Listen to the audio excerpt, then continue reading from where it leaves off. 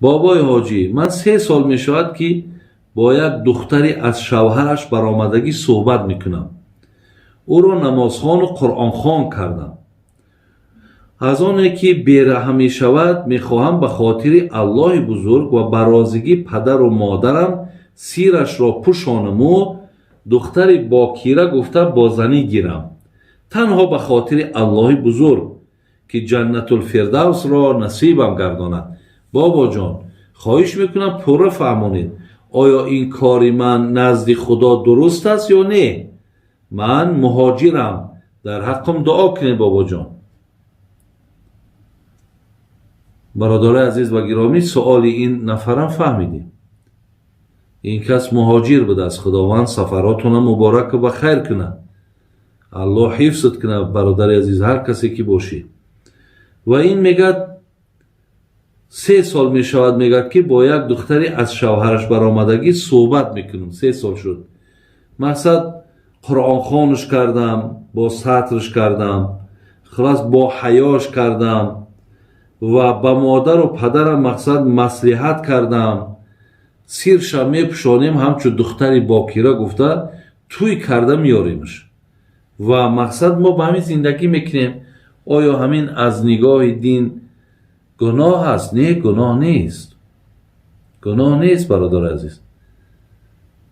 مقصد هر یک جوانی که اگر زنم نگرفته باشد لیکن خواهشش همیه که یک زنی از شوهر برآمدن یک بیوه را بگیرد،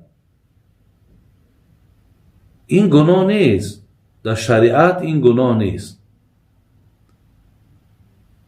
یا اینکه زنهایی هستند که از خودشون خورتر میگیرن، هست مثال 5 سال هست 10 سال از خودشون خورتر هستن.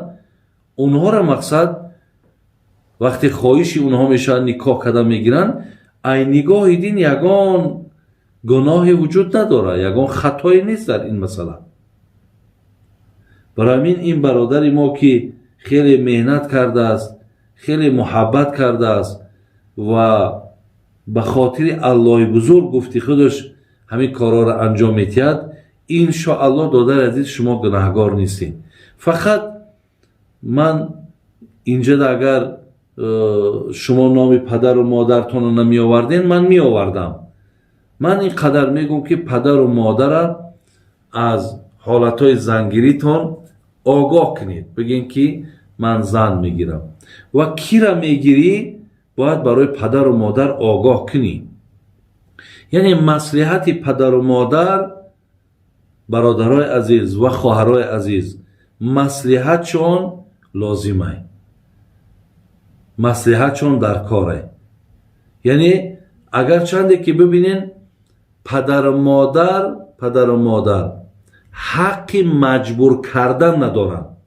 یعنی مجبور دخترش یک نفر ده مثال نکاح کند یا بچهش یگان کس ده نکاح کرده تید، مجبور کردن ده حق ندارد. لیکن در آگاه کردن، در مصلحت کردن، همین نفری که لازمه پدر و مادره. پدر و مادر به خبر نمانه. پدر و مادر باید آگاه کنین، دعای نیکشونه بگیرید. پدر و مادر وقتی که فرزندا پیشنهاد میکنن که من فلانی را میگیرم، شما یک بارک همون نفر را ببینید. در حال مقصد نسبت فرزندا تست یگان شرط پرینسیپ نمانه. بگین من چکو بچم همون زنی را که میگیری کو من در یک مقصد من با همراهش یک لحظه بشینم، با شما کلانترین قطیش بشینین، کو گوشش کنین، کو ببینین. آدم میگه در سخن گفتن خطای جاهلان پیدا شود. همین آدم گپ زد خودش میفهمه که وای مثال بدای نیکای چیزی هست، همین در زبانش همون فعل اخلاقش نشان میتید خودش. یا اگر دختر شما مردی را انتخاب کردن شید بگه همون فلانی من ده معقول هست، شما از حال هم بچه آگاهی پیدا کنین که همین بچه آیا همین موافق همین دختر ما هست یا نه؟ برای همین خواهرها و برادر عزیز، پدر و مادر در مسئله زنگیری به خبر نمونین، آگاهشون کنین، آگاه کنین، مصلحتشون بگیرین، همین دستکاشون بردارن، بگم بچم خوشبخت چای، نیکبخت چای، خدای زندگی خوبت بده، گفته همین دعاکشون بگیرین برین، اگر کارتو نکنین خوش به حالتون بهترین میشه.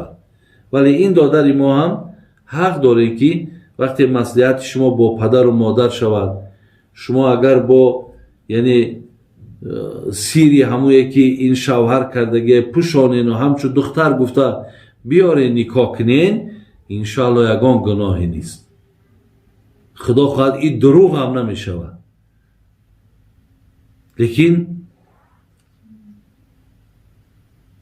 همون زنهایی که وقتی اینقدر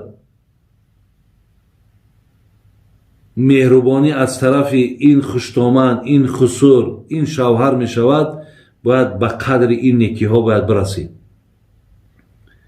که شما یک زن شوهر کردگی را با این قدر مقصد بین خدمت ها، با این قدر احترام ها، شما باید که در نسبت این خسور خوشتامن، در نسبت این شوهرتان بسیار بسیار نیکبین باشین و همیشه برای اینها مقصد خدمت کنین، دعای نیکشون بگیرین. به قدر همین نیت ها و گمان های نیک همین ها باید خواهر از شما برسید.